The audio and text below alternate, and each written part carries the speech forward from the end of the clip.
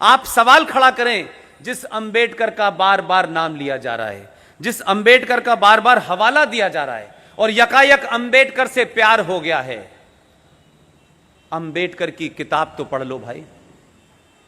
पूछो अंबेडकर ने आपके बारे में क्या राय की थी, इस्लाम के बारे में क्या राय थी, पाकिस्तान पे उनका क्या विचार था।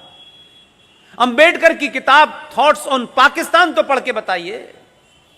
उस आदमी ने सच सच कहा। यह बदकिस्मती है उस आदमी की कि हमारे यहां झूठे लोगों को महान बनाया गया, और जो ईमानदार उस वक्त था और जो आज भी उसकी किताबों को अगर आप पढ़ लें तो उससे ज्यादा ईमानदार आदमी मुझे कोई नजर नहीं आता।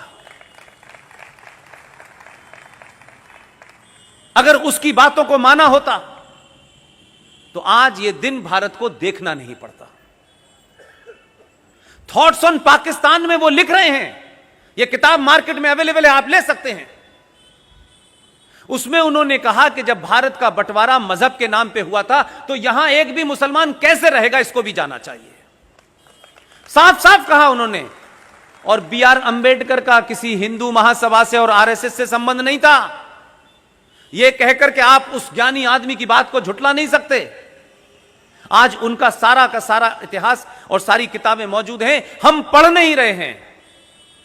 लेकिन अंबेडकर का इस्तेमाल, अंबेडकर के फ्रॉड वारिस, अंबेडकर के नाम पे राजनीति करने वाले लोग, अंबेडकर को सड़क सड़क गली गली बेचने वाले लोग आज भी सच बोलने से कतरा रहे हैं।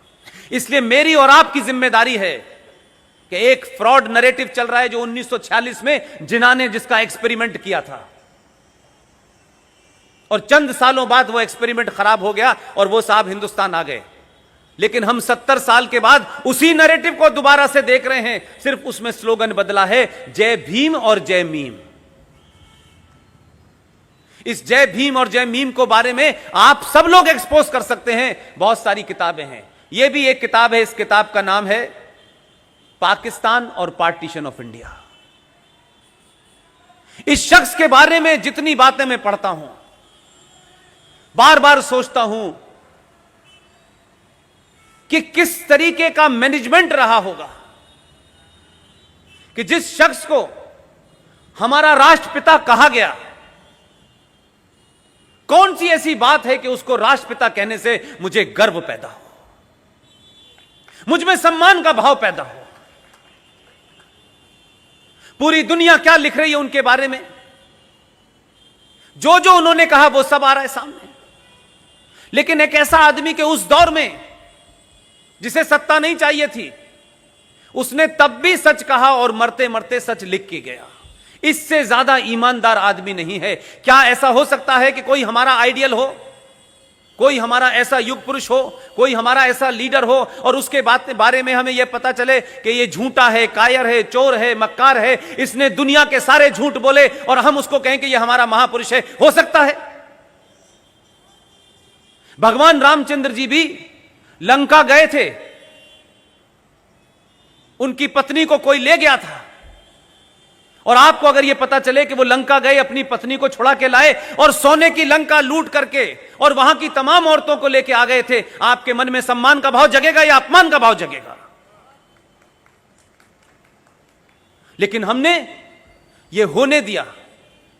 और एक शख्स जिसे मैं आज के दौर में कहूंगा, हो सकता है कुछ लोगों को पॉलिटिकली इनकरेक्ट लगता हो, लेकिन आप सबसे और जो भी मेरी बात सुनते हैं, जो सौरभ भाई की बात सुनते हैं, 1000 साल के बाद आपको मौका मिला है, सच बोलिए, मत डरिए किसी से।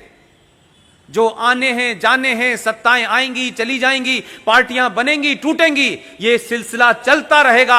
आप अपना नाम किसमें दर्ज कराना चाहते हैं यह आज आपको तय करना है। यह कहने से कुछ मिलता नहीं है।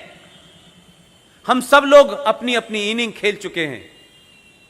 कोई जीवन में ऐसा एजेंडा नहीं है जिसको लेकर के यह काम शुरू किया हो।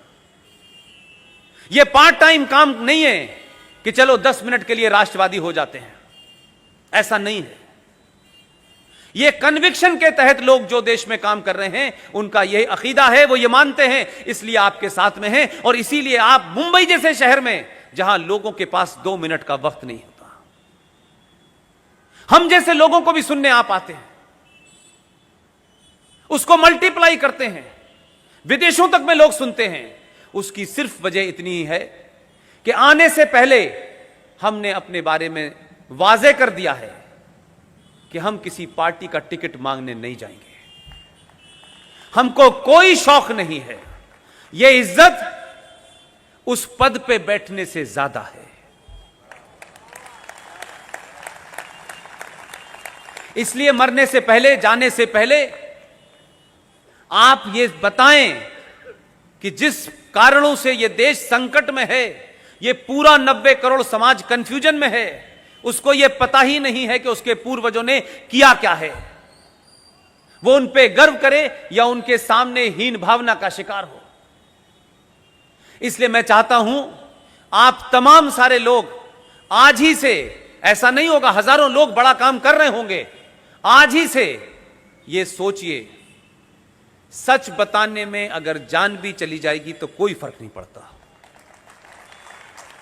लेकिन आपके जाने के बाद आपके बच्चे किन शब्दों से आपकी इज्जत करेंगे, यह आज आपको तय करना है।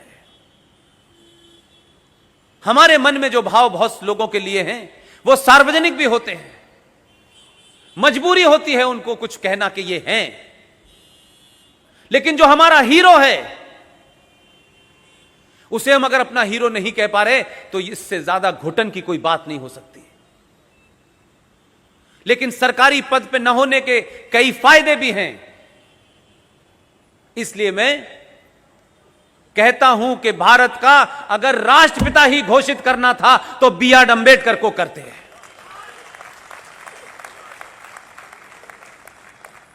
हम इस झूठ में तो नहीं फंसते, हमारी 4-4, 5-5 नस्लें इसी झूठ का भेंट चढ़ गई। इसलिए आज अगर कोई मेरा हीरो है, जिन हीरो को विलियन बता के इतिहास ने दबा दिया हजारों गज नीचे, लेकिन हम तमाम सारे लोग खुशनसीब भी हैं, हम बड़े फॉर्चुनेट हैं। हमने 47 नहीं देखा, हमें नहीं पता, लेकिन 47 कैसे हुआ होगा वो अपनी आंखों के सामने देख रहे हैं और पूरी ताकत से 47 ना हो उसे रोकने की कोशिश भी कर रहे हैं। इसलिए आपको एक अपॉर्चुनिटी मिली है कि आप और आपके बच्चे आपको किन भाषा में और किन शब्दों में आपके जाने के बाद कहें, उनको आपके ऊपर गर्व हो या आपके ऊपर शर्म हो। इसलिए अपनी अपनी भूमिका को आप बिना किसी कोई बड़ा किए हुए छोटी छोटी भूमिकाओं को निभा सकते हैं। और ऐसे ही लोगों में नाम है अभय मराठे जी का। मैंने आपका नाम मराठे जी बहुत बार लिया, आप इसी राज्य के रहने वाले हैं। क्या मेरी ये दरखास्त मानेंगे कि आप 1 मिनट के लिए स्टेज पे आ जाएं?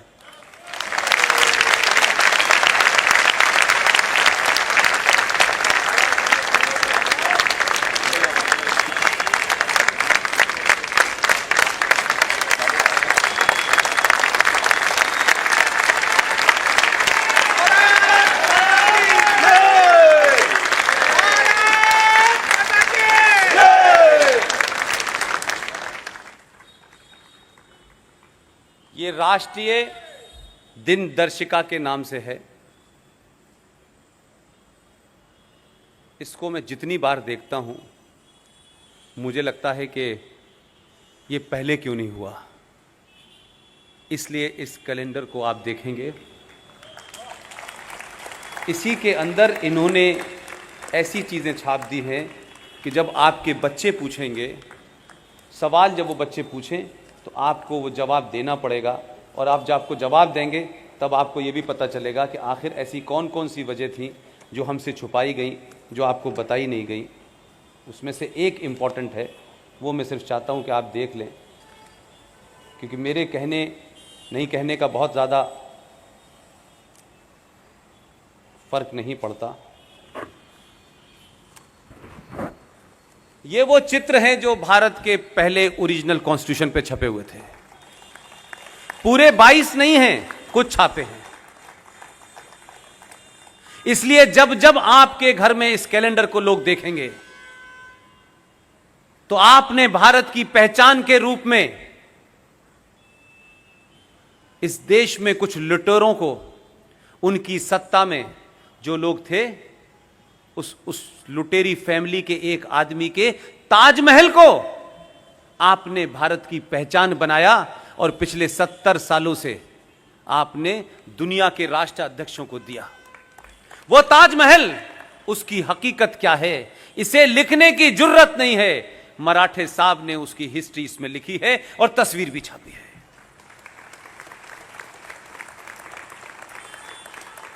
इसलिए मैं चाहता था कि मराठे जी एक इंस्टीट्यूशन है और बहुत समय लंबा नहीं है। आने वाली जनरेशन इस चैलेंज को ले, लोग सिर्फ इसको ले लेंगे, इतने से ही काम हो जाएगा। मेरे 3-4 साथी जो दिल्ली में हैं, जो ट्रस्ट इंडिया फाउंडेशन के नाम से काम कर रहे हैं, उन्होंने मुझसे कहा है इस आदेश के साथ कि मराठे जी आपको मिले तो आप उनको भरोसा दीजिए कि इस कैलेंडर का भविष्य में जो भी पब्लिकेशन की कॉस्ट आएगी सारी ट्रस्ट इंडिया फाउंडेशन वहन करेगा। लेकिन इस कैलेंडर को एक आंदोलन का रूप देना है, घर घर पहुंचाना है। ये कॉमर्शियल वेंचर नहीं है, इसमें 80 साल की उम्र तक इनका खून पसीना है। Thank you very much Marathe. Thank you.